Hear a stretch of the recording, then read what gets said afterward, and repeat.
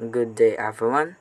I am Sir De La Saca, one of the Group 3, and today we're going to discuss or tackle about the government and citizens in a globally interconnected world of state by Hans Kattel, or the Global Interstate System. So, introduction.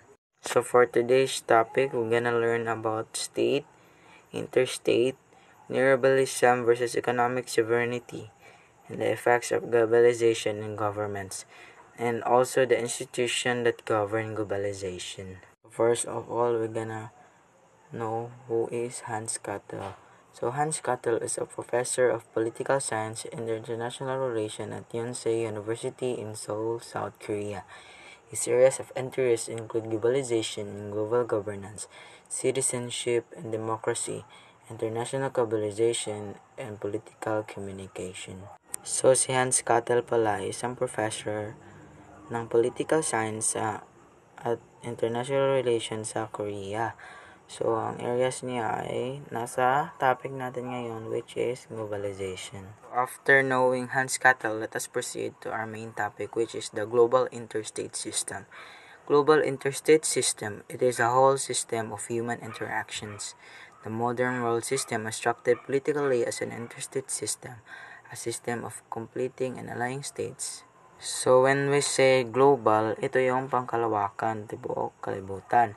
When we say inter, which came from the word, some example is the internet. So, if we hear the word internet, it talks about connections of other people. Then, the states are, nag-represent siya as country. Global interstate system is the modern world system. So, siya talaga yung buong kalawakang connection ng mga bansa to bansa. So now, let us define states. So states are independent political communities, each of which possesses a government and asserts sovereignty in relation to a particular portion of the earth's surface and a particular segment of the human population. So ang state pala is, Tagalog word nito is Estado. So ang Estado are independent or hindi na siya wala siya kasalig sa laing mga kuan, like for example nagkuan lang gid siya sa government, like for example United States, di ba na states. So when we say states, independent siya from other country, like nalanggod sila specific na government na nagamanage sila ha. Moto ang states. So let us proceed to interstate. So, interstate, a system of unequally powerful and competing states in which no single state is capable of imposing control on all others. These states are in interaction with one another in a set of shifting alliance in wars and changes in relative power of states upset any important set of alliance leading to restructuring of balance of power. So, when we say interstate, ito naman yung pagka hindi pagkapantay-pantay sa mga kapangyarihan ng mga estado. Like for example, ang Philippines, sasama siya na compare sa malakas na country or sa igo-igo lang against, lakas ba siya against wars and mga kuan, mga kagubot, prepared ba? Like lagi mo to nga interstate, which talks about the power. So, ang global interstate is, ito yung sistema na kanabito na talks about powerful and na-compete ito sa states, between states. So, mo lagi ito, interstate connection between state and states. Diba? Mo ni siya, nag-talk siya interaction against, like for war and balancing of power.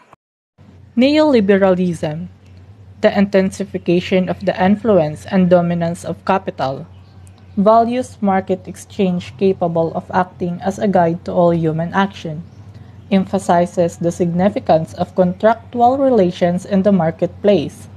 Social good will be maximized by maximizing the reach and frequency market transactions. Economic sovereignty, the power or national governments to make decisions independently of those made by other governments. Effects of globalization in local governments. Property values, jobs and opportunities, and community exposure. Dilemma for local government. A local government would like to attract major global investors in their community by setting up, for instance, their manufacturing firm in their area. This could generate jobs for local people and generate income for local businesses. However, it will entail convert tracts of agricultural lands into industrial zones. Farmers will be displaced and agricultural production of the area will be affected. Global corporation is also demanding lower taxes and lower income wage in order to finalize their investment in the area. They argue that they will create more jobs and more income from the local community and government. Institutions that govern globalization, a global network. With the growing globalization, the governance of global relations goes beyond the national governments. One country's scale and scope are limited in addressing regional and global issues like climate change, cybercrimes, global financial crisis, and territorial disputes.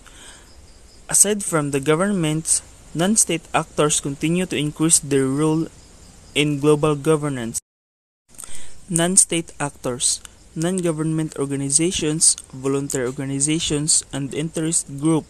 The increase of the number of international organizations and the expansion of their functions have undeniably restricted an individual country's sovereignty to a certain extent.